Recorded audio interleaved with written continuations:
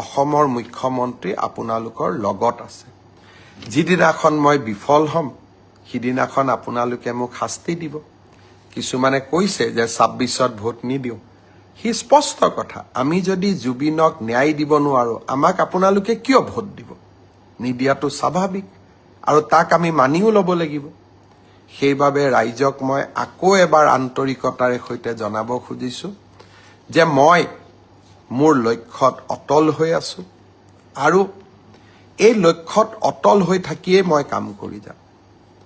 আজিৰ পৰা ১০-১২ বছৰ আগতে শ্যামকানু মহন্তৰ লগত কেতিয়াবা উঠা ফটো এখন সামাজিক মাধ্যমত দিব। ঠিক তেনেকে অখিল গগৈও শ্যামকানু মহন্তৰ লগত ফটো উঠিছিলে। কাৰণ আমি সামাজিক ব্যক্তি। আজি ৰাতিপুৱাও ৫০-৬০ গৰাকী মানুহৰ লগত মই ফটো উঠি আহিছো।